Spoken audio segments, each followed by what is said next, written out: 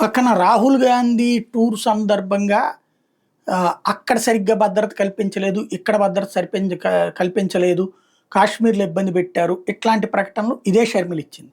అట్లాగే తను ఇదివరకు పాదయాత్ర చేస్తున్నప్పుడు, తను ధర్నా చేయడానికో రాస్తారోకో చేయడానికో బయలుదేరుతుంటే తెలంగాణ ప్రభుత్వం అప్పుడు ఆపినప్పుడు ప్రజాస్వామ్యం ఎక్కడుంది, కాల రాసేశారు, నియంతల పాలన, ఇట్లాంటి స్టేట్మెంట్ ఇచ్చింది. కరెక్ట్, అది డెమోక్రసీలో ప్రజాస్వామ్యపరంగా ఉద్యమం చేసేటప్పుడు ఆపితే తప్పే. ఇప్పుడు మా అన్నని ఎట్టేళ్ళనిచ్చారు, అంత జనాన్ని ఎట్టరానిచ్చారు, అడ్డుకోండి అని చెప్తుంది. అంటే ఒక కార్యక్రమాన్ని నడపద్దు అంటుంది. ప్రజాస్వామ్యం మా బాస్కి కావాలి, నాకు కావాలి, మన్నకు ఉండకూడదు. ఇది ఆవిడ పిసిసి చీఫ్ హోదాలో మాట్లాడుతుందా, లేకపోతే అన్న మీద కక్షగట్టిన చెల్లిగా మాట్లాడుతుందా?